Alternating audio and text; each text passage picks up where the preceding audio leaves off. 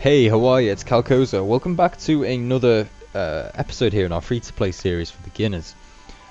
We are going to kick things off as per norm with our treasure hunter whilst we're doing this questing. So I've got 9 keys. We are going to be doing a quest, so we need to use them because, as I've said before, non-members can't hold over 10 as far as I'm aware. We'll go for the one in the middle. That's what Rocky's coach said to him, I think.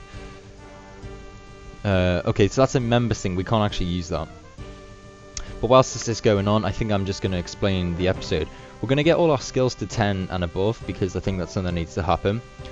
So that's going to involve wood cutting and fire making, as well as cooking and fishing, and also crafting. We're going to finish the episode off with a quest. I think we're going to do Gunner's Ground, and then we're going to do Pirate's Treasure as well. We're also going to do a tool upgrade because we need to get some better tools for mining and wood cutting, definitely. Combat training dummies. I decided to cash that out because it's kind of irrelevant to us at the moment. You need to keep these protein things, so they are very, very useful. D&D tokens dailies can be useful if you're doing sinkholes and stuff like that. Super compass, may as well keep. Protein logs, definitely need to keep.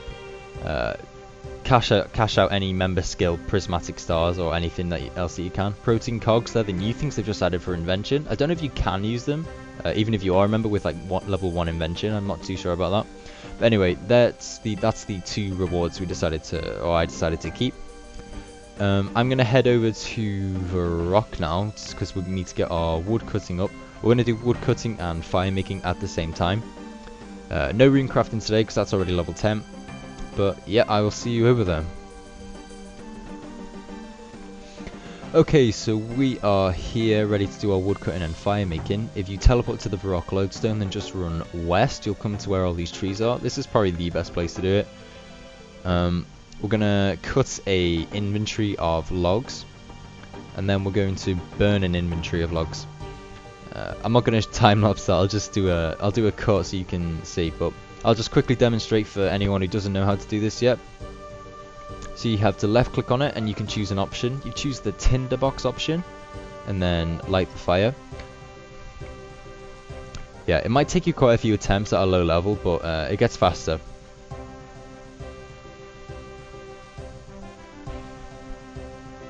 Okay, so once we've got our full inventory of logs here, I don't think it quite got me to 10, so I might have to do another inventory. You're gonna need to left click, light the logs. And then you need to left click again on a different log and do the add to bonfire. If you just keep lighting the logs, you'll do like a huge line, and I think you get more XP from adding to bonfire as well. So we're just finishing up here. You'll notice in my inventory I decided to leave 1 log. That's not because I didn't see it, it's because we're going to save it for the next thing we're going to do. So I managed to get level 10 wood cutting there, and I think I got 11 fire making, which is what we needed to do. We just need to get them to 10 or above. We're going to head to Longbridge now. Yeah, it's teleport to the Longbridge lodestone, and then we're going to run south because there is a fishing spot that we can use to get our fishing and cooking up at the same time, as well as completing a task or 2. So here we are at the fishing spot, which is just south of that dock looking thing there. You don't need any feathers, fishing bait, it's just like a net one. You've got it in your tool belt already. What we're going to do is we're going to get our fishing to 10 on our cooking to 10. Cooking goes up really quick though. Oh, and there's the task. Oh, that was quick, might have missed that. Yeah, so you're going to get a whole inventory of shrimps. If you're 15 fishing already, then you might get anchovies, but you don't need to do this. Okay, so now that we've got our full inventory, we need to light a log using the technique that we used before.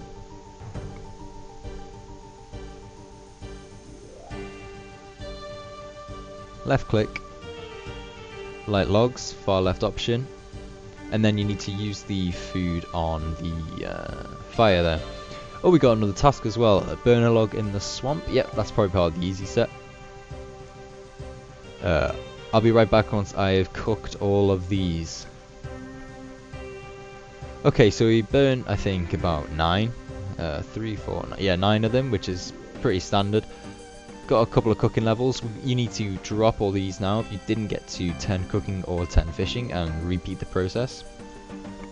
Okay, so the next skill we need to get up now is our crafting skill. We've got 10 fishing, 10 cooking, or over 10 in both skills. You need to mine an inventory of clay here so that we can use it to craft some pots, urns and bowls.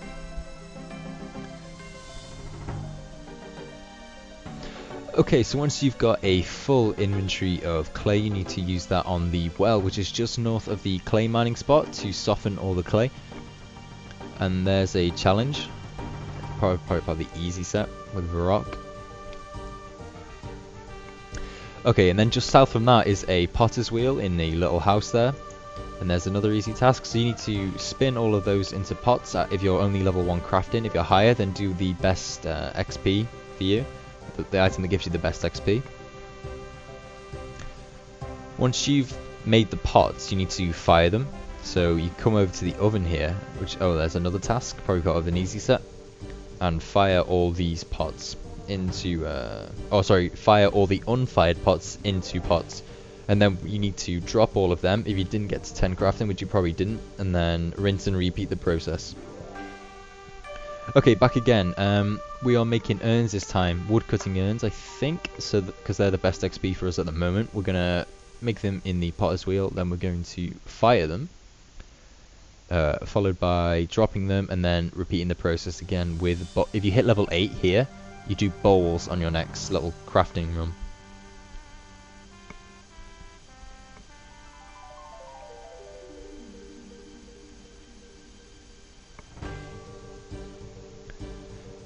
Because here I am back again with some more soft clay. We're going to do bowls now. They give like 1.5 I think times more XP than the woodcutting urns that we were doing.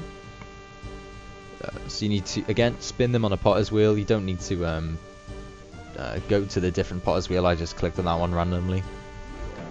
Then you need to fire them again. We actually need an unfired bowl for Dragon Slayer, I think. So it's good to know that you can come and make them here.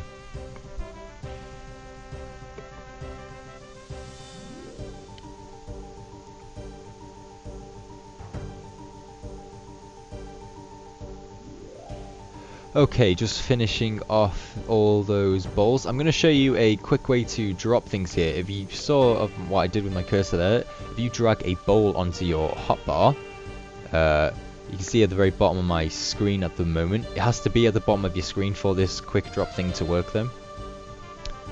We got 11 crafting out of that, actually, that was nice. Okay, so you need to right click the top corner of the square, I guess it's in, and then the drop option comes up straight away, so you can like right click, left click really quick. You see I'm doing now, and drop your inventory in about, I don't know, 5 seconds, which is really nice. Saves a lot of time. But now it's time for a tool upgrade, so we are going to head back to Longbridge, and I'll see you there. Okay, we are here at Longbridge, just around south from the lodestone. We are at Bob's Axes, because we need a hatchet upgrade for our wood cutting skill. We're only level 10, the next one is level 21, that's the next tool upgrade. So we're going to buy a steel hatchet from Bob here, so that we can cut logs a bit quicker. At level 15 wood cutting, we unlock oak trees, and that's even more XP, so we'll aim for 15 wood cutting. So right click, add to tool belt, so that's there now, you don't have to worry about that ever again. Oh yeah, we need a pickaxe upgrade as well, so we're going to head to the Dwarven Mines. We've been there a couple of times. If you watched my previous episode for quests and stuff, we need to head to the Pickaxe factory. I'm going to teleport to Falador now, and I'll see you there. Okay, inside the Dwarven Mine, north from the Falador Lodestone, we're here with the skill guide to show you that we can get a steel pickaxe now. So we need to find Numph or something. Right click, trade with him. Make sure to bring money with you because none of this stuff's free. Get a steel pickaxe, and again, right click, add to tool belt, and then you don't have to worry about that again. Okay, now that we've done our tool upgrade, we are at the Barbarian Village. You can run south from Edgeville or north from Draenor if you want, or west from Varrock. You need to talk to this dwarf who looks a bit solemn, sitting by the bridge. No need for an over voice commentating on this. It's just going to be a standard time lapse. So I will see you when that's done.